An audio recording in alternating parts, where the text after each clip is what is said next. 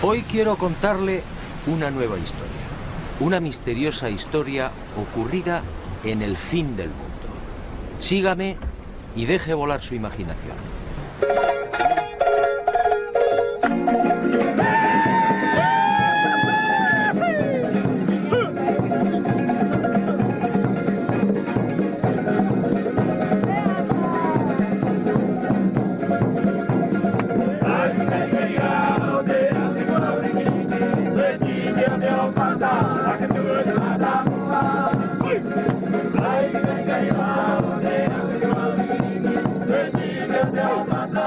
Ocurrió hace mucho tiempo y en mitad del océano. En aquel país vivía un rey sabio y prudente. Era hijo de los dioses y dotado de poderes excepcionales. Su reino era próspero y feliz.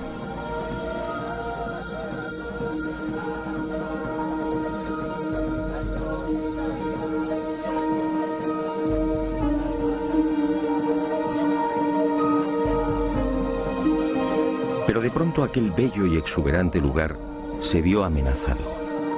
La tierra empezó a temblar y la mar, embravecida, avanzó inexorable, devorando el pacífico reino, y las tierras comenzaron a hundirse.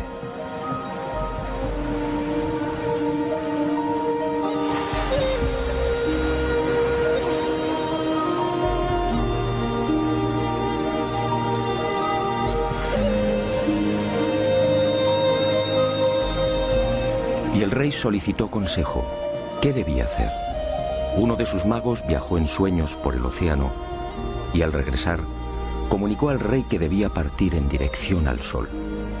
Allí encontraría una nueva patria. Y el rey envió 7 exploradores. Y al poco, aquellos hombres confirmaron la visión del mago. El rey entonces se hizo a la mar, y con él todo su pueblo.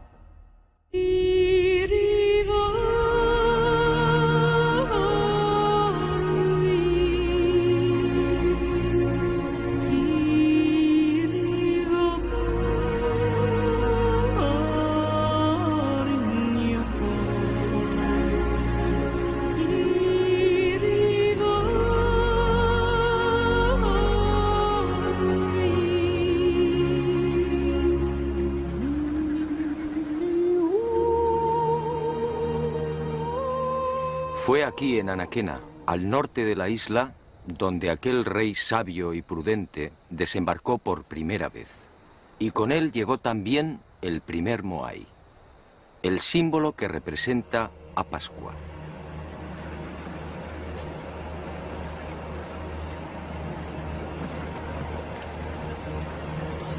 Mucho se ha escrito y difundido sobre estas colosales estatuas y el pueblo que las levantó. Sin embargo, esa amplísima bibliografía, más de 2000 volúmenes, no ha resuelto las grandes incógnitas que envuelven todavía a Tepito o Tejenua, el verdadero nombre de Pascua. el nombre dado a la isla por aquel rey sabio y prudente. Tepito o Tegenua, el ombligo del mundo.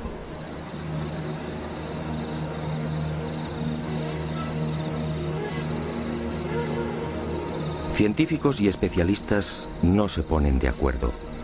¿Existió en verdad aquel rey? ¿Se hundió la vieja patria? Si fue cierta la peregrinación por el océano, ¿cuándo se produjo? ¿Fue aquel rey y su séquito los primeros pobladores de Pascua? ¿Construyeron ellos los moais? Y de ser así, ¿por qué? ¿Cómo los transportaron?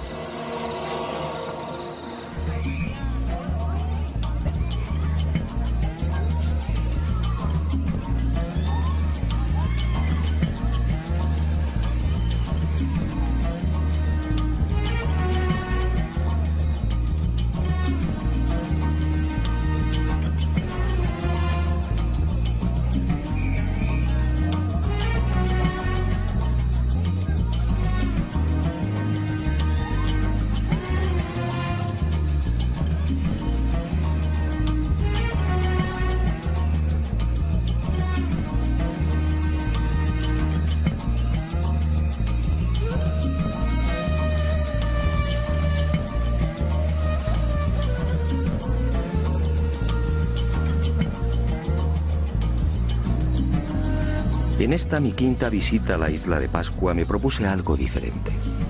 Algo que quizá podía arrojar nueva luz sobre los referidos misterios. Hasta ese momento todas mis investigaciones habían tomado como referencia los dispares criterios de la ciencia. Pero como digo, esas afirmaciones resultaban tan endebles como contradictorias. En esta oportunidad, obedeciendo a la intuición, escuché la voz del pueblo. ¿Qué cuenta la tradición? ¿Qué dicen los ancianos pascuenses? ¿Cuál es su versión?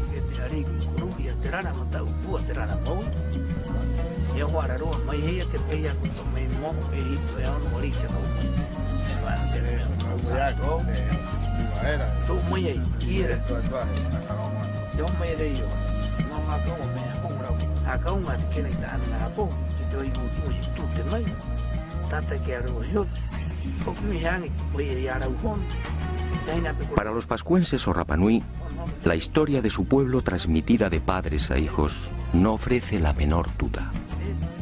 Todo empezó con aquel rey sabio y prudente. Se llamaba Hotu Matua y su primitivo reino recibía el nombre de Hiva Marae Renga. Allí vivía feliz en compañía de su esposa, Bakai Ajeba. Pero un día, Hiva comenzó a hundirse. Y cuenta la tradición que aquellas tierras fueron tragadas por la mar a razón de 40 centímetros por año. El joven rey Oariki, desesperado, envió diferentes expediciones a la búsqueda de nuevas tierras, pero todas se hallaban pobladas. Fue entonces cuando el mago y sacerdote Haumaka tuvo la visión de una isla situada hacia el este. En sueños, el gran dios Makemake lo trasladó hasta 3 islotes que se alzaban muy cerca de una isla deshabitada. Haumaka recorrió el lugar y regresó a Hiva, anunciando la buena nueva a Hotu Matua. Al día siguiente, 7 exploradores partieron hacia el nacimiento del sol. Alcanzaron la isla y descubrieron las pisadas de Haumaka en las rocas de uno de los volcanes. Al regresar a Hiva, los exploradores intentaron persuadir al rey para que olvidara aquella isla. Se trataba de un lugar pedregoso, sin casi vegetación y azotado por vientos huracanados.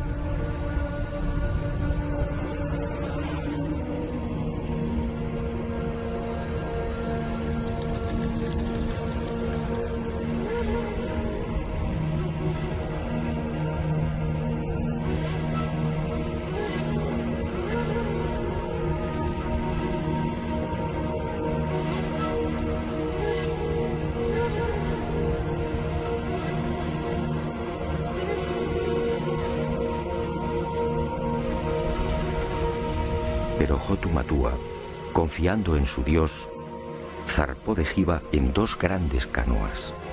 En una viajaba el rey con 300 hombres seleccionados. En la otra, la reina con las mujeres. Y con ellos, semillas, animales, un moai y la historia de Hiva, recogida en 69 tablillas de madera. Unas tablillas grabadas con unos signos que solo podían leer los sacerdotes e iniciados. Era la historia de aquel pueblo y de la lejana patria desaparecida bajo las aguas. Después de no pocas calamidades y tras 66 días de navegación, aquel pueblo avistó al fin la tierra prometida. Se trataba en efecto de una isla mágica que el rey bautizó como el ombligo del mundo.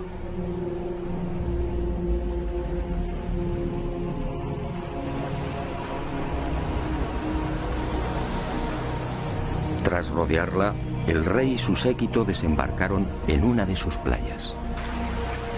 Y con ellos, la caña de azúcar, el plátano, el ñame, el taro, las aves y gallinas.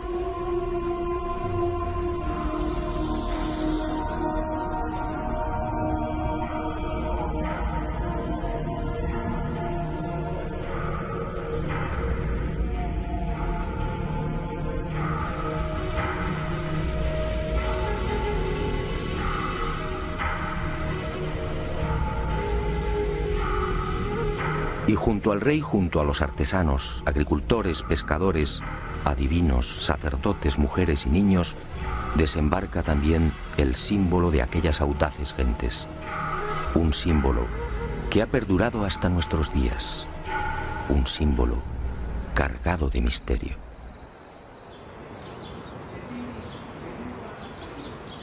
Según los ancianos pascuenses, así dio comienzo la verdadera historia de la isla.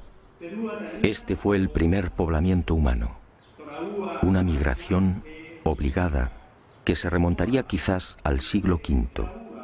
Los Rapanui establecen esta fecha basándose en la lista de reyes que sucedieron al mítico Hotu Matua y que conservan con nitidez en la memoria colectiva.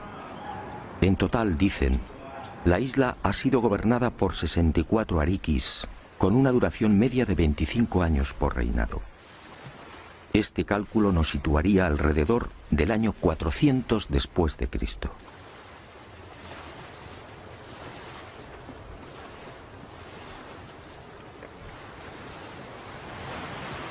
Algunos especialistas, sin embargo, fijan el desembarco de Hotu Matua y los Hanau Momoko o gente delgada en una época más reciente. Sea como fuere, en lo que sí coinciden científicos y Rapanui es en el hecho de que la isla se hallaba despoblada cuando Hotu Matua la pisó por primera vez.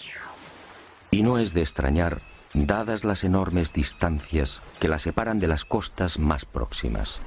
De hecho, la única tierra que los pascuenses alcanzan a ver desde su isla es la luna. Hei tātou, aki runga era, o te manawai, ko te pokouri, ko te pumahore, ahau maka. Kara o te wā e ki te aroe, hua re mako akaha, I ananei, ko te hati inga kohe ahau. La siguiente pregunta a los custodios de la tradición Rapanui fue obligada. ¿De dónde se supone que procedía Hotu Matua? ¿Existió realmente el país llamado Hiva? Para la mayor parte de los científicos, el hundimiento de esas tierras es pura leyenda. Para los pascuenses, en cambio, Hiva Marae Renga fue real. Así lo dice su historia. Y los ancianos cuentan que Hiva formaba parte de un gran continente situado hacia el suroeste y a 2 meses largos de navegación. Pero el océano se lo tragó y hoy solo es un lejano recuerdo. Y los Rapanui, agradecidos por el interés de aquel extranjero, fueron a revelarme un secreto que, según ellos, confirmaría lo que habían recibido por tradición oral. Según esta información, en la isla de Pascua existe un punto que señala directamente a Hiva, a la antigua patria.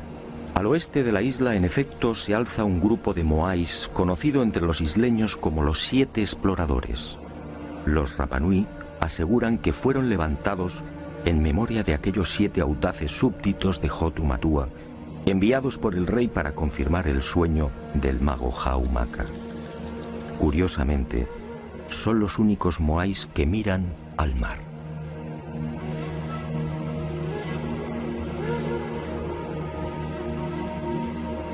Estos 7 moais apuntan directamente al lugar donde, según la tradición, se hallaba Hiva, en las proximidades de Nueva Zelanda, exactamente en el rumbo 254. ¿Casualidad?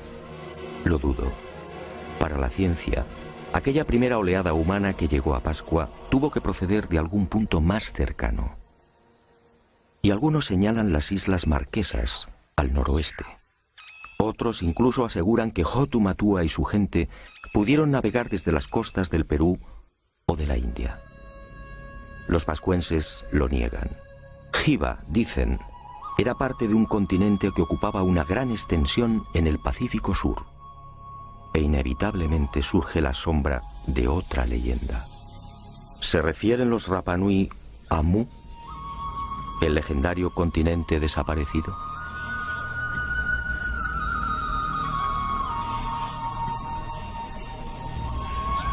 Lo cierto es que Hotu Matua y los primeros pobladores del ombligo del mundo, llegaran desde donde llegaran, trajeron consigo una cultura tan esmerada como desconcertante. Hoy, la isla de Pascua es identificada casi exclusivamente por sus moais.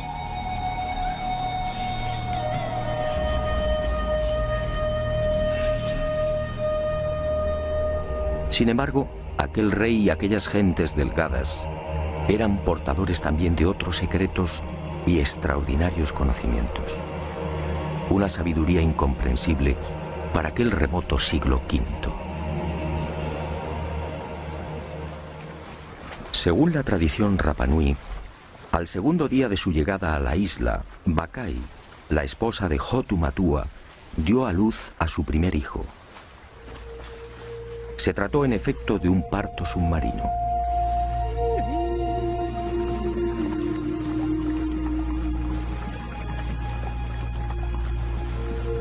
Las mujeres se sentaban sobre una piedra rectangular, de forma que el agua las cubriera hasta el pecho. Y así nacían los bebés. Y uno se pregunta, ¿dónde lo aprendieron? ¿Cómo sabían de las ventajas de esta clase de alumbramiento? Fue en la primera mitad del siglo XX y a título experimental cuando algunos países nórdicos se decidieron a practicar el parto submarino y comprobaron que en estas especiales circunstancias tanto la madre como el niño experimentan un menor sufrimiento. Los cambios de presión en el feto son casi inapreciables.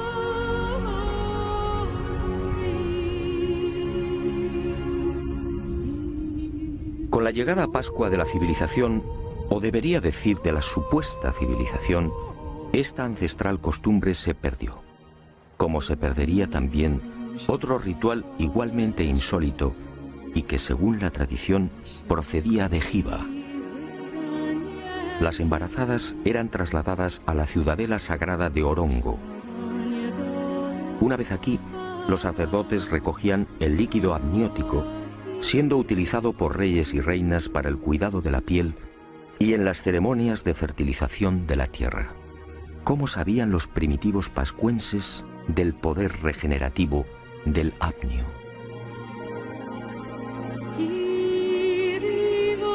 Aquella cultura efectivamente era mucho más sabia de lo que imaginamos. Pascua es una isla de origen volcánico, con un terreno hostil, pedregoso, casi permanentemente azotada por los vientos alisios y con un manto vegetal de apenas 50 centímetros. Y sin embargo, aquel rey sabio y prudente consiguió el milagro. En Pascua floreció la caña de azúcar, el ñame, el plátano, el taro y el camote. ¿Cómo lo lograron? Muy pocos conocen el secreto del rey Hotu Matua. Al llegar a la isla, aquellos primeros pobladores construyeron decenas de invernaderos o manabais como estos. Y he dicho bien, invernaderos.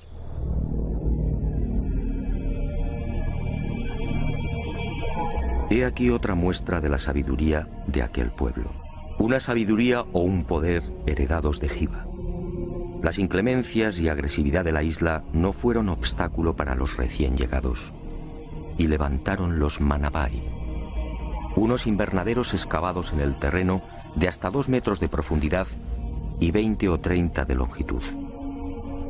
Un lugar que mantiene un especial microclima y que permite el crecimiento de toda suerte de frutos y hortalizas. Un milagro que los científicos no terminan de explicar.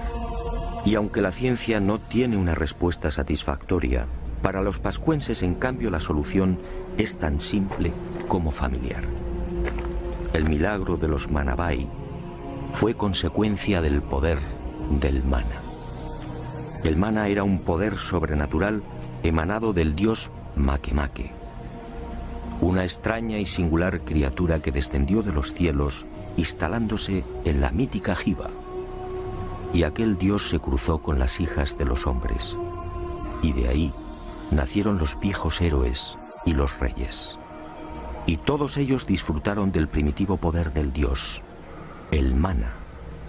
Una historia, por cierto, sobradamente conocida en otras culturas.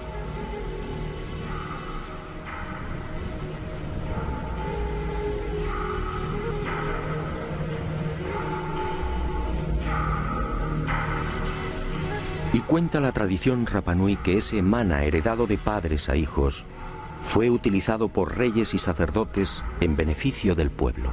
Ninguno de mis informantes supo explicar con precisión en qué consistía dicho poder sobrehumano. Todos, sin embargo, coincidieron en algo. Era como una fuerza, como una energía que modificaba personas y cosas.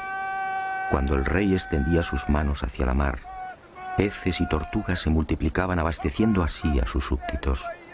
Cuando el ariqui tocaba semillas o plantas, las cosechas prosperaban. Cuando lo hacía con los animales, la fuerza del mana los engordaba acelerando la reproducción. El propio nombre del dios, Makemake, no es otra cosa que una apócope o supresión de letras de la primitiva designación de la deidad. Manake, Manake. Es decir, el que disfruta de un poder más que excepcional. En definitiva, según los ancianos Rapanui, fue gracias al mana como sus ancestros lograron transportar los grandes bloques de piedra que cierran los invernaderos. No importaba peso o volumen. El mana, dicen, los hacía levitar venciendo así la gravedad. Y otro tanto sucedió con las extrañas construcciones que se alzan al sur de la isla, en el paraje conocido como Binapú. Otro de los grandes enigmas de Pascua, para el que los científicos tampoco tienen explicación. Aquí, desafiando toda lógica, permanecen los restos de un aju o altar, muy diferente a los 101 que se conservan a lo largo y ancho de la isla. Diferente, sí, por su estructura y por el peso y pulido de los bloques que lo integran. Bloques de duro basalto de hasta 11 y 12 toneladas perfectamente escuadrados. ¿Cómo lograron semejante perfección? Ni siquiera una afilada navaja puede penetrar entre sus paredes. Pero quizá lo que más sorprende de esta construcción es la extraordinaria semejanza con otros muros situados a miles de kilómetros. Sígame y juzgue por sí mismo.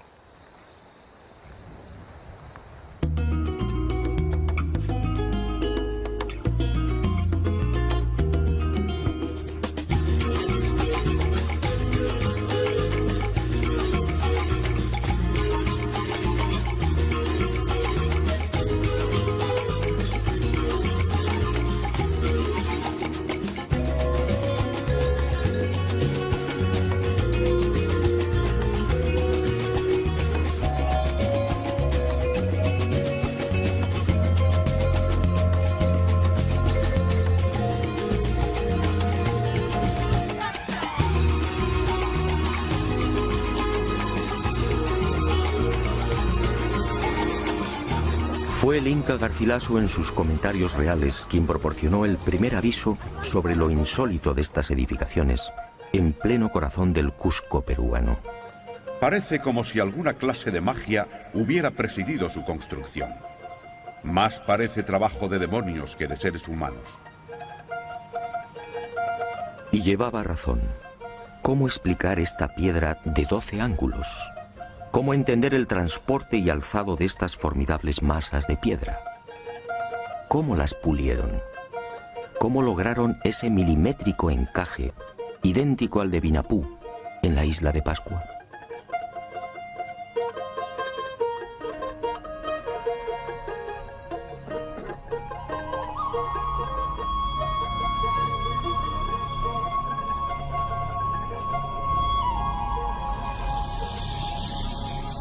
¿Y qué decir de las moles que dan forma a la fortaleza inca de Sacsayhuamán? Algunos de estos bloques superan los 5 metros y las 130 toneladas de peso. La técnica de construcción es prácticamente gemela a la que vimos en Pascua. ¿Cómo entender esta semejanza?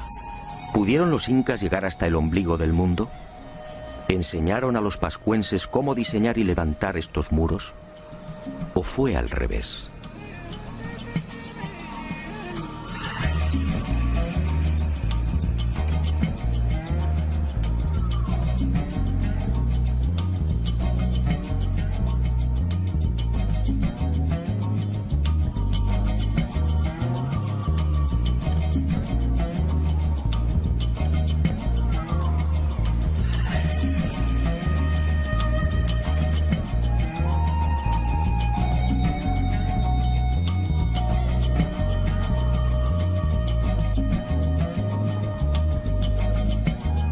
Y otro tanto sucede con los almacenes y tumba del rey Ranjai, en la ciudad etíope de Aksum.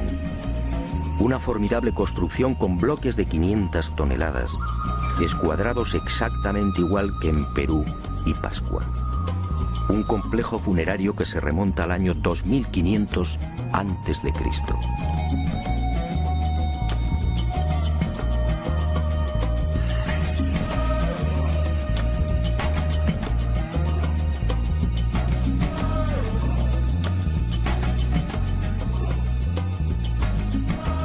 Pero la sorpresa y el desconcierto se ven nuevamente superados cuando uno acierta a caminar por la meseta egipcia de Giza. Aquí, en el templo situado al pie de la Esfinge, las increíbles construcciones de Pascua, Perú y Etiopía vuelven a repetirse.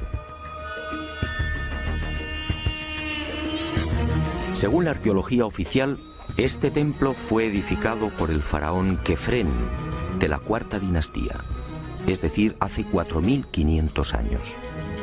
Curiosamente, tanto el diseño como la disposición y el pulido de estos formidables bloques son similares a los de Vinapú, Cusco, Sacsayhuamán y Aksum. Algunas de estas masas de piedra miden y pesan exactamente lo mismo que las de la fortaleza inca o la tumba etíope. Otras, con 9 metros de longitud y 3 de altura, superan las 240 toneladas. La perfección es tal que tampoco aquí es posible introducir la hoja de un cuchillo entre las paredes. ¿Cómo lo hicieron? Nadie tiene una explicación convincente. ¿Navegaron los antiguos egipcios o los etíopes hasta América del Sur y la isla de Pascua? No parece lógico. La distancia entre estos países y el ombligo del mundo es de más de 15.000 kilómetros. Pero entonces, ¿qué ocurrió? Por más que indagué, fue imposible hallar una explicación al enigma de la semejanza entre las construcciones de estas 4 culturas. En Pascua no existe vestigio alguno de las hipotéticas visitas de incas o egipcios. Para los Rapanui, los muros de Vinapú, destinados a sostener un moai de 23 metros, fueron obra de Hotu Matua o de sus inmediatos sucesores. Unos muros, dicen, que se hicieron realidad merced al mana.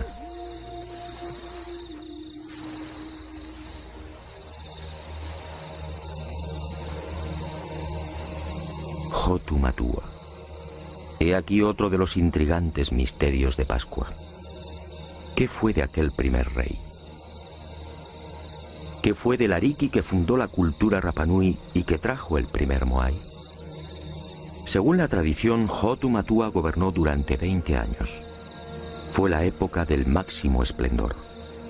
Un periodo en el que se inició probablemente la construcción de las gigantescas estatuas y, sobre todo, el reinado del mana por excelencia. Todo en el soberano era mana, todo era sagrado. Nadie debía tocarlo. Su cabeza, cabellos y manos eran santos.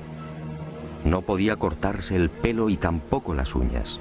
Sus manos solo tejían redes. Al morir, el cráneo era separado del cuerpo y adornado con pinturas o grabados. Pero este poder, el mana, se hallaba asociado a otro concepto, el tapu, es decir, lo prohibido. Cualquier persona u objeto que pudiera tocar el rey quedaba maldito. Y el tapu, un concepto del que procede la palabra tabú, ha llegado hasta nuestros días en la isla del fin del mundo. El pescador, por ejemplo, no puede comer los peces que captura. Las mujeres y niños Rapanui tienen prohibido el consumo de atún durante la época estival. Los pascuenses no deben pisar el terreno donde se ha enterrado un cordón umbilical. Nadie podía ver al Ariki comiendo o durmiendo. Los infractores del tapu eran condenados a muerte bien por el aplastamiento del cráneo o bien por la introducción en el recto de una antena de langosta marina. Un suplicio extraordinariamente doloroso que conducía indefectiblemente a la muerte.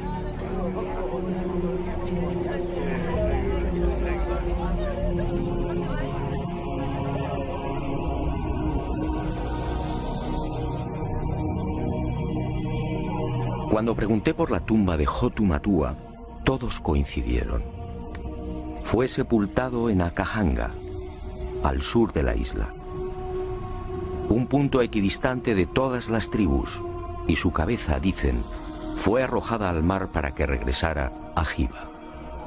Hoy, este lugar es igualmente sagrado. Los Rapanui, celosos de sus tradiciones, no han marcado la tumba. No desean intromisiones. Nosotros, gracias a una información confidencial de los ancianos Rapanui, conseguimos ubicar el punto exacto donde, al parecer, reposan los restos de Hotu Matua. Pero di mi palabra de no desvelarlo, una palabra igualmente sagrada. Y Hotu Matua trajo consigo la primera estatua de piedra, el primer Moai. En la actualidad, nadie tiene memoria de aquella primitiva pieza. Probablemente fue destruida.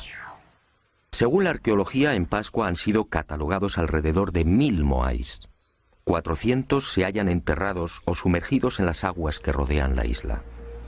El resto se alza sobre un total de 101 ajus o altares estratégicamente repartidos por el interior y, sobre todo, por el perímetro costero.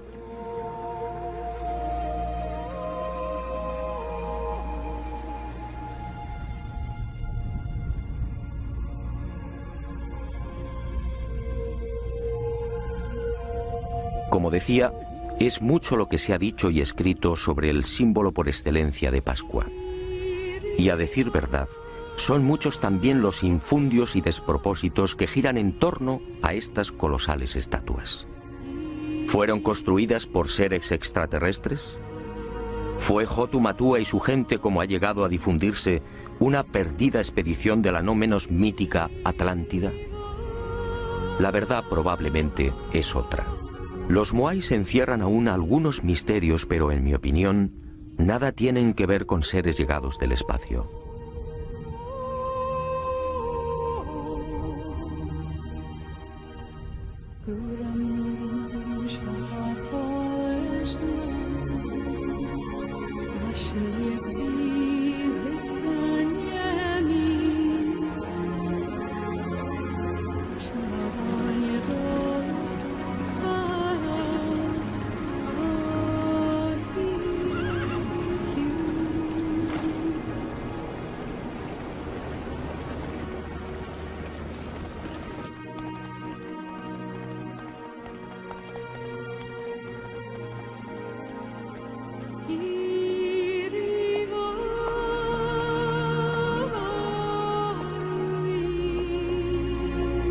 La prueba irrefutable del origen terrestre de los moais se encuentra al este de la isla, en las faldas de un viejo volcán, el Rano Raraku.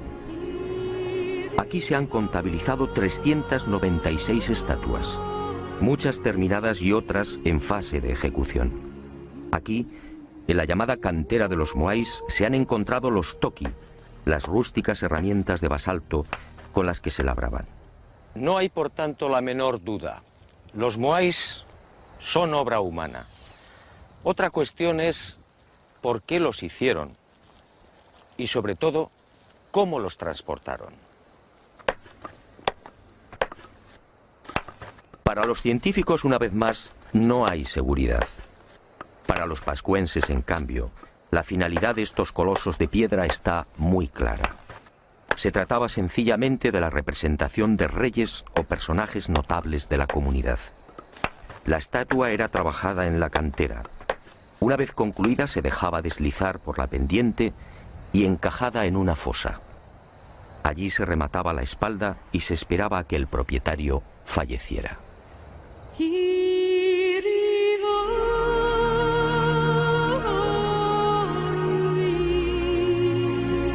Cuando esto ocurría, el moai era trasladado al lugar elegido y alzado sobre el aju o altar. Era entonces cuando los artesanos procedían a la fase culminante.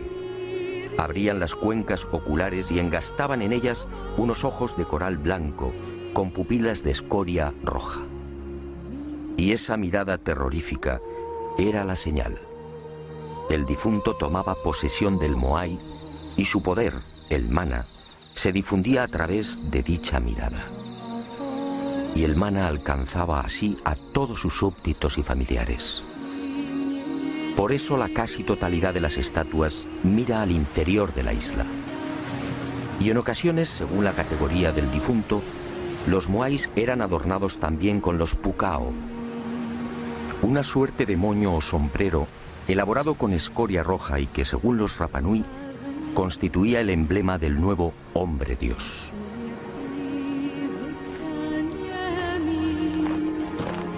Y ahí justamente, en el proceso de traslado del moai desde la cantera del Rano Raraku hasta su definitivo asentamiento, aparece el gran problema. El verdadero e irritante enigma que envuelve todavía a los moais. ¿Cómo los transportaron?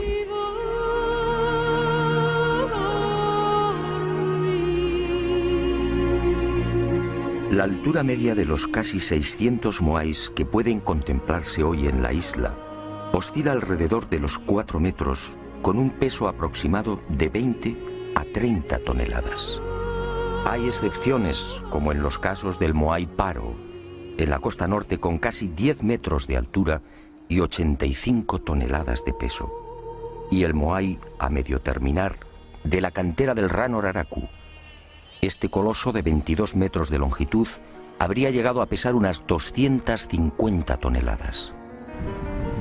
En el caso de los sombreros o pucaos, la mayor parte de estos cilindros supera las 7 y 8 toneladas.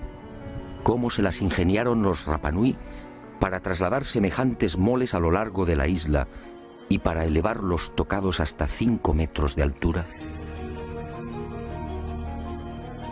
Durante décadas, científicos como Malloy, Schwarzkopf, Thor Heyerdahl y otros se han esforzado por demostrar que el citado transporte de los moais no es en realidad un problema tan arduo o intrigante, y han echado mano de las más peregrinas soluciones. Trineos de madera sobre los que descansarían las estatuas, horquillas también de madera de las que colgarían los moais, cuerdas y rodillos y hasta caminos de paja por los que podrían haber sido desplazados los grandes colosos. La verdad es que estas hipótesis no convencen. En algunos casos, ese supuesto arrastre habría exigido cientos, quizá miles de hombres. En otros, el uso de cuerdas o maromas amarradas al cuerpo de las estatuas habría dañado irremisiblemente la palangonita, la frágil piedra volcánica con la que fueron labradas. El ejemplo más claro lo tenemos en el moai de Tongariki. En 1982 fue expuesto en la ciudad japonesa de Osaka. Pues bien, A pesar del exquisito cuidado desplegado en su manipulación y transporte, las sogas lo dejarían marcado para siempre. Y me pregunto, si los antiguos pascuenses se valieron de cuerdas y rodillos para transportar los moais, ¿por qué ninguna de las estatuas presenta las lógicas rozaduras? Pero el gran fallo de cuantos han intentado explicar el traslado de los moais de forma convencional aparece al echar mano de la madera. Rodillos, trineos, horquillas, estructuras en forma de V. Los científicos, al plantear sus hipótesis, dan por hecho que dicha madera era un bien abundante en la isla. Grave error. Los ancianos lo han repetido hasta el aburrimiento. Pero nadie les ha prestado atención. En Pascua, dicen los Rapanui, jamás hubo bosques. Y vulcanólogos y expertos en polen han terminado dándoles la razón. Hace 10.000 o 12.000 años, la isla padeció la última gran erupción volcánica. El Maunga Terebaka al norte entró en actividad y los ríos de lava arrasaron Pascua, sofocando cualquier vestigio de vegetación. Cuando Hotu Matua desembarcó en Anaquena, el ombligo del mundo era un paraje casi desolado. El único arbusto presente en la isla era el toromiro, de apenas 1,30 metros de altura y 30 centímetros de diámetro.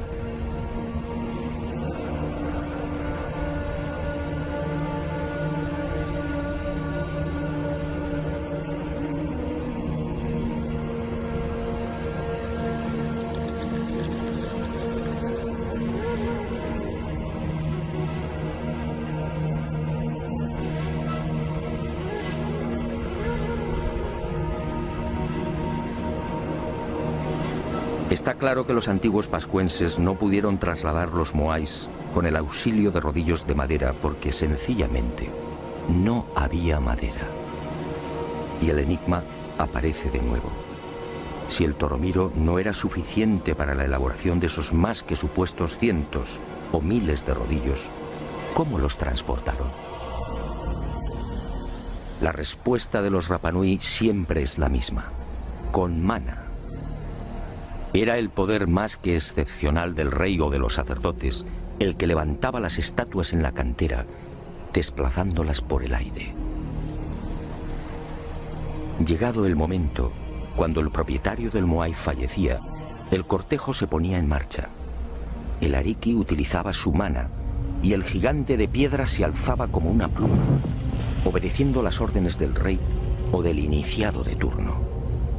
Y así viajaba hasta el lugar fijado por el difunto.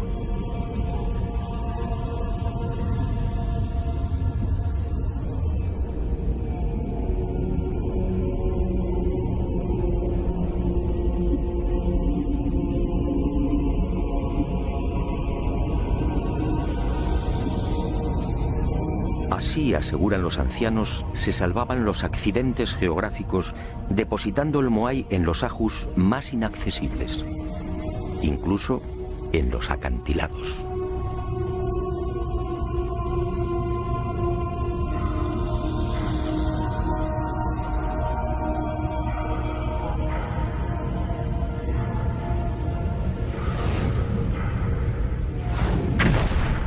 Pero esta versión, obviamente, no cuenta para los científicos.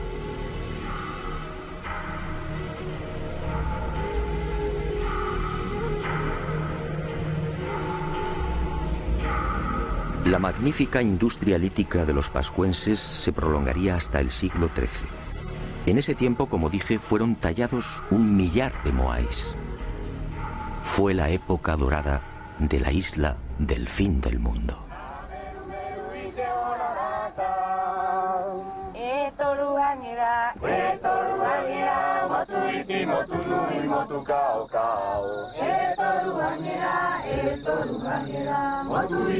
Pero un buen día, hacia el año 450, sucedió algo imprevisto. En la isla desembarcó una segunda oleada humana. Eran los Hanau Epe, unos individuos corpulentos que terminarían provocando el gran desastre. Eran muchos, cuentan los ancianos Rapanui, y se instalaron en el Poike. Y allí vivieron durante siglos. Y los Hanauepe, mal llamados orejas largas, se mezclaron con los primitivos pobladores.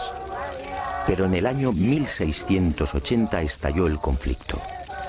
Y unos y otros guerrearon hasta que los invasores fueron exterminados.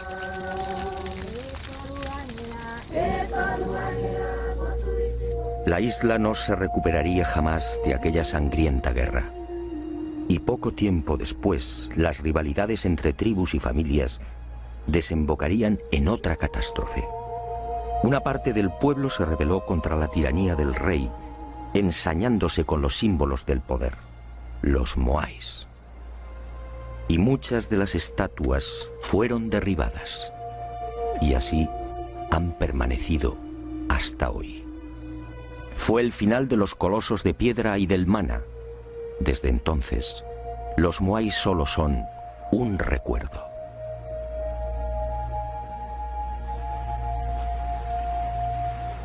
Pero las desgracias de la isla del fin del mundo no terminaron ahí. A partir de 1722 el hombre blanco entra en contacto con Rapa Nui. Y durante un siglo, casi un centenar de buques arriba a las costas de Pascua. Y con ellos, la codicia, las enfermedades, la muerte y la esclavitud. En 1862, 7 barcos peruanos atracan frente a la isla y capturan a 1 millar de pascuenses. Todos ellos son trasladados a las islas Chincha y al interior del Perú, donde trabajan como esclavos. En 1877, Pascua se encuentra al borde del colapso. La población suma 111 personas.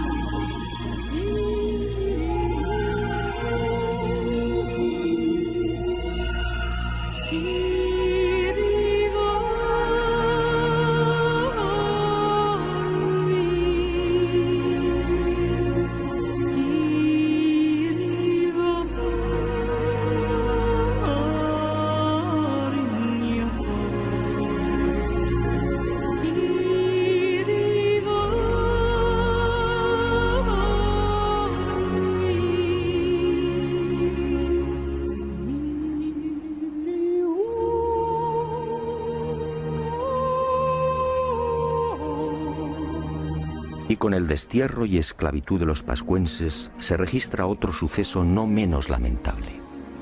Junto al millar de isleños capturados en 1877 se encuentra el rey Caimacoy y la mayoría de los sabios y sacerdotes de la vieja cultura Rapa Nui. Todos mueren en las guaneras peruanas, perdiéndose así otro gran tesoro, el secreto de las tablillas Rongo Rongo.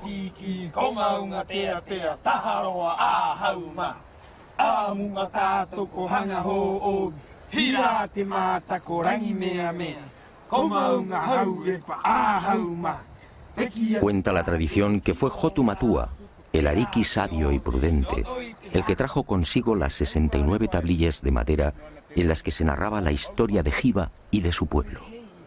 Unas tablillas o maderas parlantes, grabadas con 150 signos básicos y con los que podían componerse más de 2000 lecturas. Un formidable tesoro que se perdió con el destierro de los últimos sabios e iniciados Rapa Nui. Hoy solo quedan 24 de estas tablillas repartidas por los más importantes museos del mundo. Su valor es incalculable. Algunas están valoradas en $2 millones. Aquí, sin duda, se explican muchos de los enigmas que todavía envuelven a Pascua. Aquí, según los ancianos Rapa Nui, en estos extraños símbolos se habla también del mana y del singular y poderoso dios Makemake, la criatura que bajó del cielo.